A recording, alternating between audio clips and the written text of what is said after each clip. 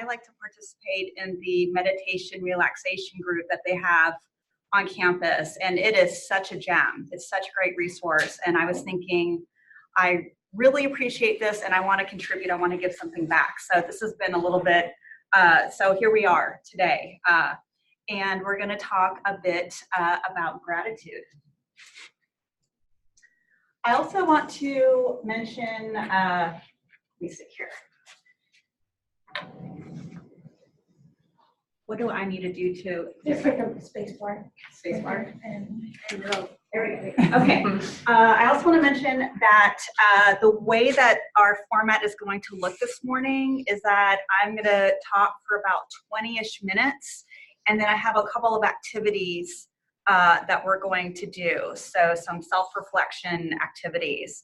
If at any time you have questions, feel free to ask. I love discussion. It's sort of how I run my classes, so that's what I'm used to. So just let me know if anything pops to mind. So first off, just by a show of hands, how many of you have heard of positive psychology? A couple of you. How many of you have heard of gratitude? Maybe social media, the news. Okay, yeah, so that is really kind of an emerging construct that we're hearing about more and more. And it is coming from the subfield of psychology called positive psychology. And the interesting thing about positive psychology is that it's a bit of an outcry, if you will, in that psychology, traditionally speaking, tends to focus on weaknesses and deficits, right? So if you've ever gone for therapy and you meet with your clinician, one of the first things that they're going to ask you is, well, what's wrong, right? Especially if you're using your insurance, they need to have a diagnosis. And the thing is that as humans, that we're not just our deficits and weaknesses, we're also our strengths and our talents and our resources. And so positive psychology is trying to bring a balance to how we look at human behavior and especially human potential. So if you've ever had a hardship in life, you can think about what's wrong, but then you can think back before that and remember what you've done in the past to get yourself through that hardship. What are those strengths, resources, and talents that you already have that we can enhance so that you can flourish? And so with positive psychology, it's also interested in helping individuals to really get a sense of your meaning and purpose in life. So what are you here for? What's the big picture? And how do you find value in your life? So I teach a class on aging, and I teach it at 8 a.m. To my sweet young students. And we talk a lot about death and dying. And we talk about getting older and looking back over your life and thinking, well, is this a life that I've lived well? And what does it mean to live a good life? And so that's really part of positive psychology. Something else I want to mention here is that with positive psychology, that as people, that we are going to have a natural tendency to want to improve, to mature towards complexity, and make ourselves the best version of ourselves that we can. So that personal development piece. And then last but not least, with positive psychology, it looks at how we can go about growing with regard to our relationships and work. So how does work, we all work, right? It takes up a large chunk of our lives, and how can we really find satisfaction in our work and family. Okay, so we talked a lot about positive psychology already. As you know, it takes up a bit of more of a holistic perspective on human nature.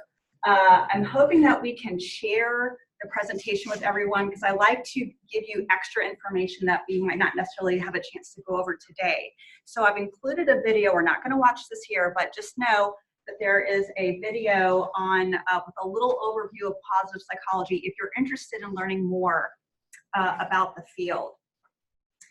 One of the main models for positive psychology is based on psychological well-being. So when we say that we want to lead good lives, that we want to have life satisfaction and optimal well-being, there's really 5 components that we're focusing on here. The first is going to be positive emotion. So again, typically when emotions are addressed across disciplines in articles and such, there tends to be a little bit of a skew towards negative emotions, right?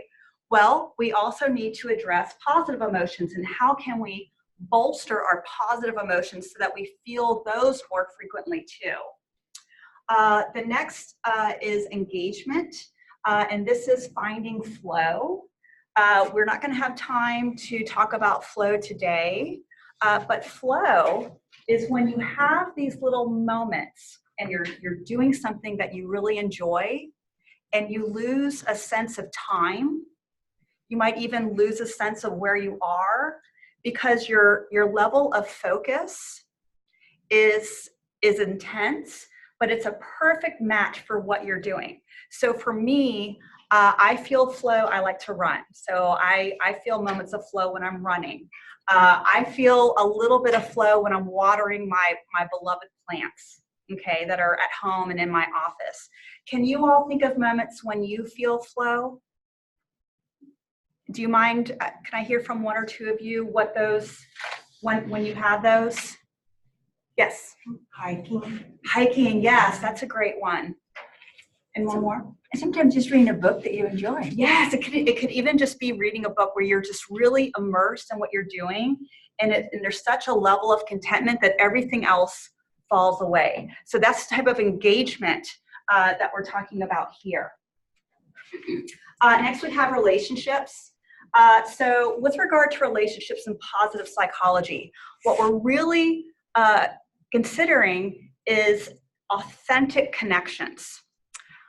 There's a term that we talk about in my aging class, and it's called social convoy. And what the social convoy is going to describe is that inner circle of people.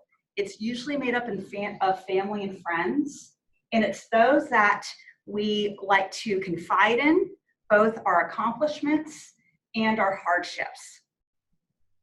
And what our social convoy provides is a buffering effect. And that buffering effect is against stress. So the example that I give to my students is when they don't do well on a test, right? And they can call their friends or they can call their parents and they can complain about the professor. The professor wrote a bad test and I didn't do well, right? And their social convoy is going to help it make them feel better, right? So each of us has a social convoy. And as we get older, did someone? Yeah, that's right. Okay. As we get older, we start to get more selective with our social convoy. It contracts, but those that are in that inner circle, they mean a lot to us and they're really there with positive support. So that's what I mean by authentic connections. So we have positive emotion, engagement, relationships. Next we have meaning. Right? So this is something I already referenced. So how do we make meaning and purpose in our lives?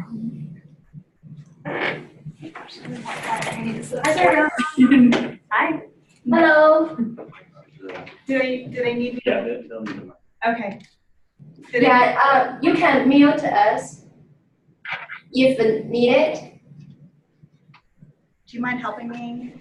Yeah, I can mute ourselves.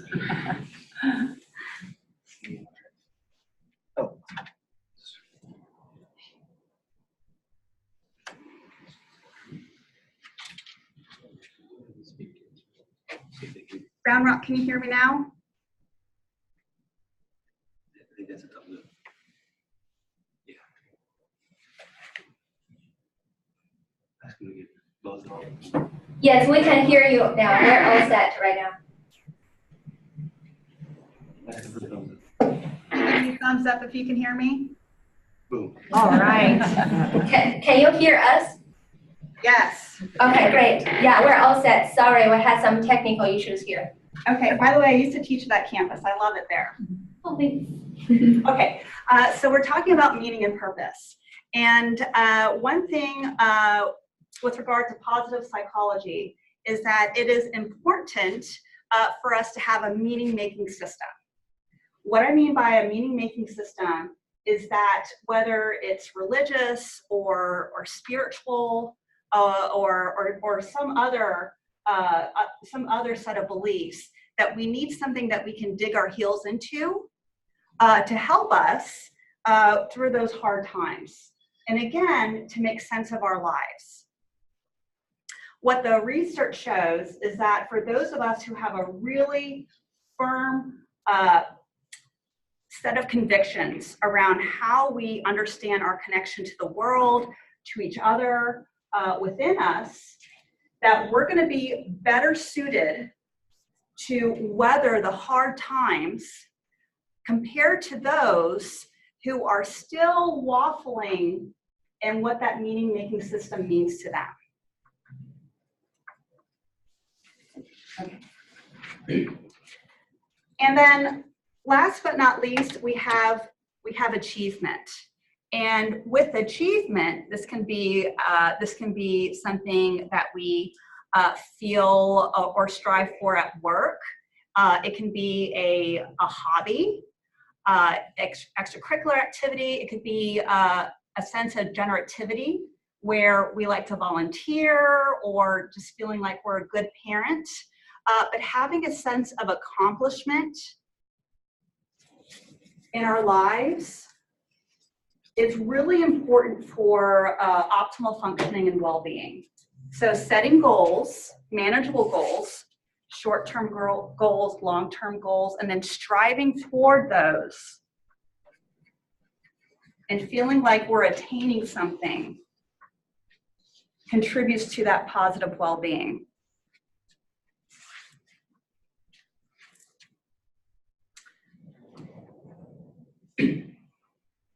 Okay, another major cornerstone of positive psychology is character strengths.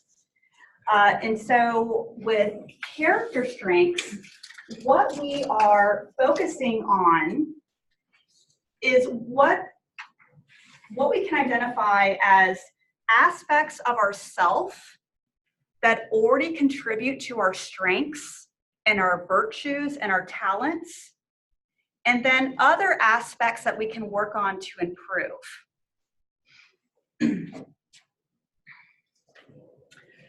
According to the research that's been conducted, there are 24 identified character strengths. As you see right here is gratitude. So gratitude is one of the 24. And I bet that you can look at these and kind of get an idea of what you think some of your other top character strengths include. If you're interested, again, hopefully I can share my PowerPoint with you, but there is a free assessment that you can take online that will identify your top 5 character strengths. So it's a great way to get to know yourself a little bit better and have more confidence in the areas that you already know those strengths and talents and resources that you have, and then maybe some other areas that you want to work on to enhance. Okay, so let's talk a little bit about gratitude now. So as you know, gratitude is one of the 24 character strengths. And there's a couple of ways that gratitude is defined. So what it means to be grateful includes having a sense of good health. And when we're grateful, we understand that we're able to continue to function, whatever that level may be, which correlates with longevity. Also, think about gratitude as it's considered to be a magical emotion. that creating a sense of gratitude inside as an emotional state can bring on a feeling of joy. So gratitude clusters, so in the research, in the data, gratitude clusters with joy, with happiness, with a sense of contentment. With gratitude, when we think about being grateful, typically this is going to be towards somebody else. So if you think about your world, your connections, most of what we do is interpersonal in nature, meaning that we don't live in a vacuum, right? Most of us we're working, we're here on campus, and we're interacting with others, and then we go home and we have more interactions. And so most of our life is made up of interpersonal connections. And therefore, if we can pause and think about what we're grateful for, it's likely going to be towards someone else. Now, if we take it a step further and we express that gratitude, that magical emotion, it's a very simple way to deepen that connection, and then also make it more authentic. And so gratitude is a great way to enhance those 5 different components of psychological well-being. With gratitude, when we express gratitude, we are directly communicating what we value. Okay. I had gratitude, joy, happiness, contentment. I missed it. Cluster. I think I might have said that as traits, as emotional traits, they cluster together. Right, and you said, I thought that you said there were 5. Okay, so there's 5 components. It's that PERMA model. Oh, PERMA, okay. Yes, All right, psychological well-being. Okay. So gratitude is one of those common denominators that helps to enhance those 5 pillars. Okay. Yes. Okay. I missed on the top. Okay, so let's talk a little bit about some of the benefits of gratitude. So we know that when we feel gratitude, we are expressing contentment, joy, happiness toward others.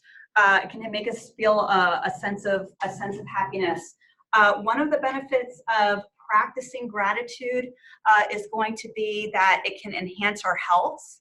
There's an empirical correlation between practicing gratitude, having a higher level of health, which in turn affects longevity. So there is absolutely an empirical connection between positive emotion, lower levels of chronic diseases and illness, and then longer lifespans.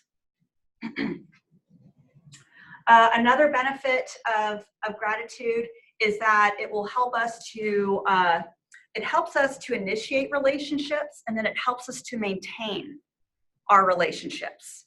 So think about relationships in your life that perhaps you've taken for granted, or maybe that you've let go of. It's been a while since you've talked to someone.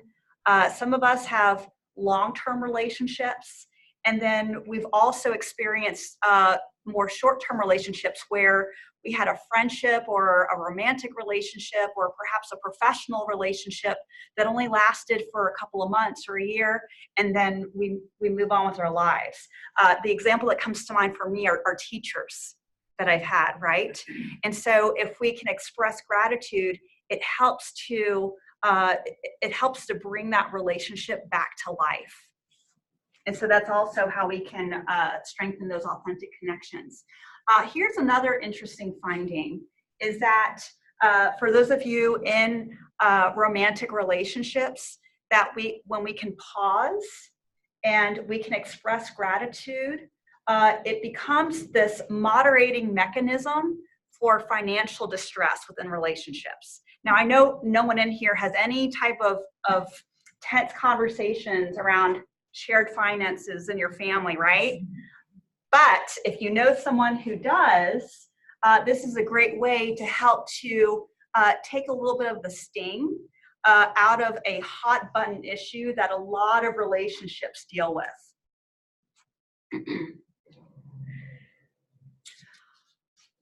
Gratitude has also been shown to increase social support. So once again, when we express gratitude, especially within our social convoy, when we're really letting our friends and family who support us know how much we value their support, it helps us strengthen those relationships.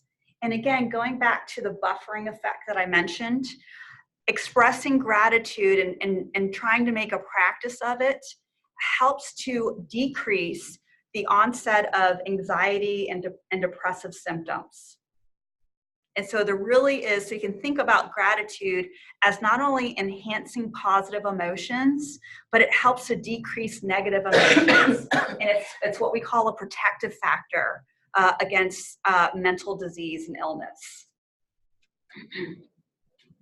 Okay, so here is where we are going to switch gears a little bit. And I'm going to have you do a little activity. So we're going to, it's called a think and share. And so this is an evidence-based activity. So it's been shown in the research to really enhance positive emotions. Each of you has some pads that are next to you on the table. If you don't already have one, I would like for you to think about 3 things that you are grateful for. 3 things that you're grateful for. And I want to challenge you to think about 3 things from just this morning that you're grateful for. It can be really big things. It can be small things. I'll share one of mine with you. I bought a new coffee creamer yesterday and I tried it this morning and it's so good. I'm so proud of myself for picking a good coffee creamer. It was delicious. Okay, so I'm grateful for my new coffee creamer. Okay, so I want you to think of 3 things that you are grateful for. I'll give you a few minutes to do that.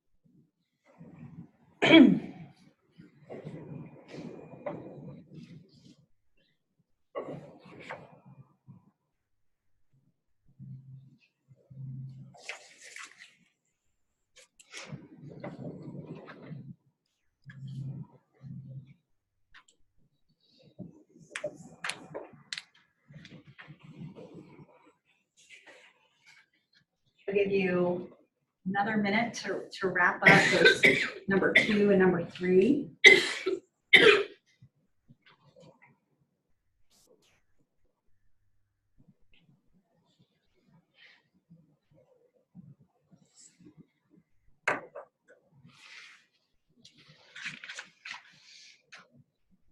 All right, now, before you start thinking about everything else that you have to do today, will you share with me a couple of those items that you wrote down?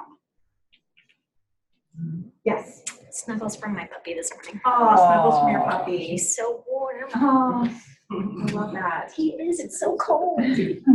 What else came to mind? actually something that sometimes causes stress, but everything flowed today to make me get here right at 8:31. Traffic lights, Isn't that traffic on that's 35, wonderful? Yes, everything. all green lights. I love that. Yes. Yeah, not too much. I put that I was grateful for, there's an album called City Lights, and I was listening to it on the way to work this morning, and it just made me feel good. Yay. Yay. Anyone else want to share? Look at the warm houses. Warm houses, yes. Yes. Just being grateful for having a shelter over our heads, a roof over our heads, and the heat and cozy blankets, all of that, yes. Now, how did it feel to reflect on things that you are grateful for? Good. It felt good, uplifting. It's relaxing. Relaxing. Did any of you sort of feel even just that shift towards positive emotions? Did you feel that occurring in your body? Okay. So what the research shows is that if we can maintain a gratitude practice whether it's before bed or when we get up in the morning or even just whatever time of day, writing down three things per day for a week brings about really positive benefits and results in terms of your emotionality and your sense of well-being. So that is something, if you're interested in, I really encourage you to keep this up. So whether it's in the morning or at night, whenever you're not busy, you have a moment to reflect, continue to write down 3 things, even teeny tiny little things that you're grateful for. And if you could reach out to me and let me know how that feels, I would love to keep up with you on that. Okay, wonderful. So now I have one more big activity for you. This is what we're going to focus on now for the rest of our time together. Okay, this is a really big one. Are you ready? It can be a little heavy. I want you to think of someone in your life. It can be someone that you see on a regular basis.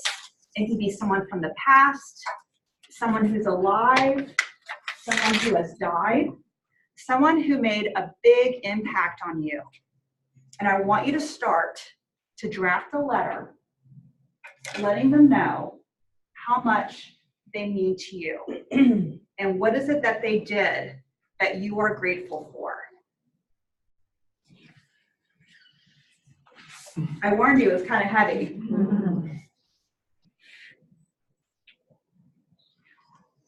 Before you get started, raise your hand. Have you identified the person in your mind? Raise your hand if you're thinking that you know who that person is. Okay, and some of you are still thinking about it. Yeah, think about someone who has made a positive impact on you, perhaps someone that you never really had a chance to express thanks for. It could be someone from the long past that you're not in touch with, and you just want to take a moment to process and to describe what it is that they did and how it makes you feel, how it's helped to make you the person who you are today. Okay.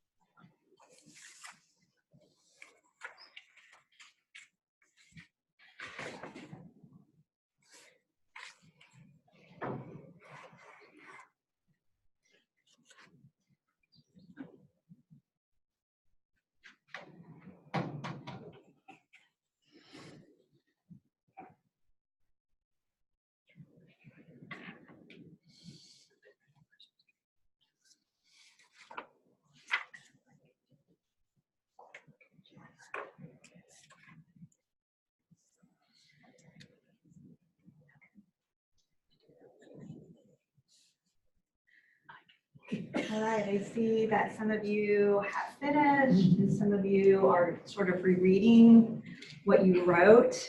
What was it, so first off, what was it like thinking about this person and writing to them the impact that they've had on you?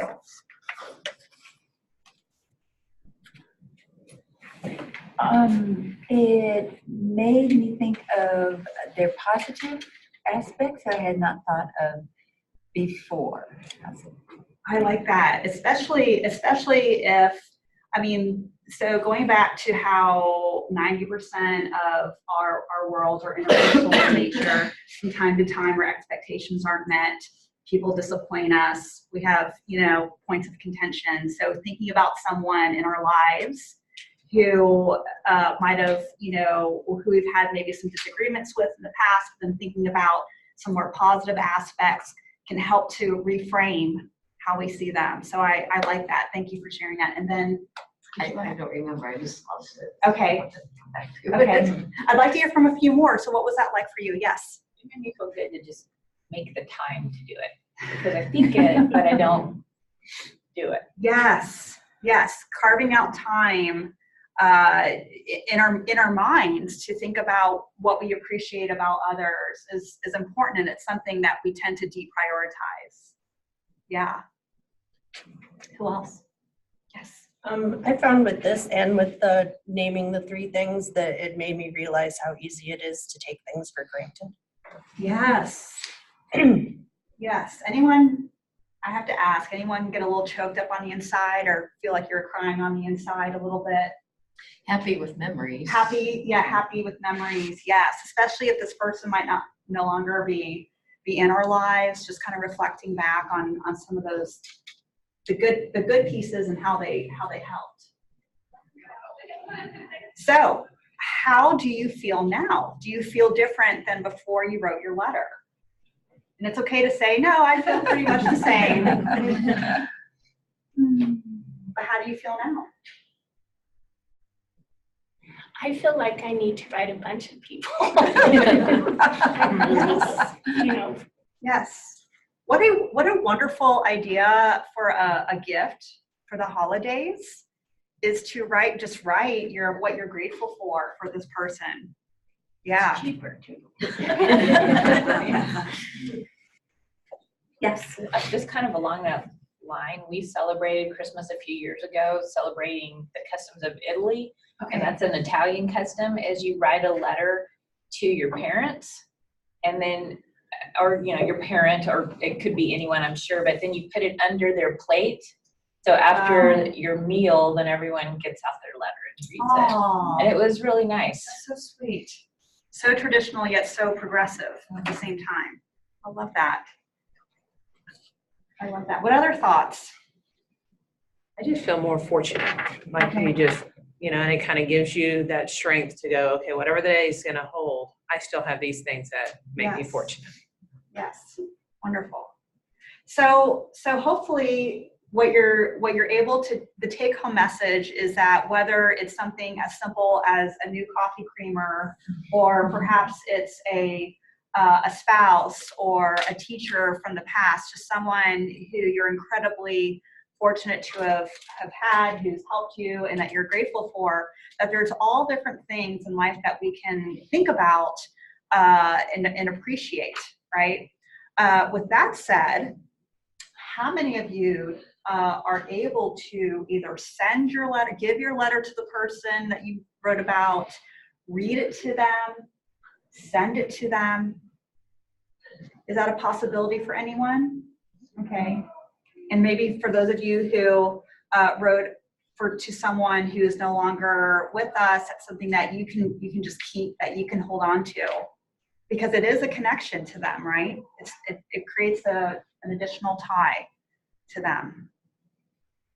Okay, so that's about all that I have for today. Were there any other questions or any other comments that you can think of? I have a question. Yes. I know you kind of want to focus on not dealing with the negative part, but what if you're doing like this activity and then you start to feel guilty because you should have said it. You mean, so you're trying to lodge your complaint, is that what you're saying? And in the back of your mind, you're thinking, well, I also need to think about things I Well, need it's to like be grateful for. Like you're grateful for all this stuff, like the letter. But No, it's not like a but it's like, oh, I feel guilty because I should have said this instead of feeling like, oh, I'm grateful. It's like, oh, I feel bad because I should have done this. How would you suggest to kind of like reverse that? so in the counseling world, something that we say is that you should not should on yourself. And what that means is that give yourself the grace to realize that it's better now than never. It's better late than never. And even if a lot of time's gone by and maybe you've had disagreements with this person or some tension, that it's still, I think personally, it's still good to express gratitude and try and just focus on that and not bring up all the other things, all the other landmines that might have happened around it. Does that answer your question? Okay. Any other questions? Okay, we have a little bit of time left. So if you want, you can continue to write on your letters. You can chat with me if you have any questions one-on-one. I'd be happy to answer those for you. Otherwise, thank you so much for coming today. I really appreciate it. And hopefully this feeling stays with you throughout your day. And then also I needed to say something about evaluation. So you're going to receive an evaluation for today's talk in your email. Really appreciate if you would fill those out for us. So thank you. So Yes. you did say you might be able to send us the PowerPoint, and the only reason I'm asking that is because there's a couple things that I am so bad about trying to like type in all these Yes. things, and I know from your video it looked like it was a direct link that I could Yes. click onto that. Yes, I think we have a list of all the attendees, so hopefully, I don't mind sending out an email to everyone with the PowerPoint. That way you can watch the videos too. That'd be great. And the connection with the, I said the last one was Berkeley Meditative. Is that something else if we click on that? Yeah, you can click on that, and it's a guided meditation around gratitude. Okay. Yeah. Thank you. Yeah. Yeah.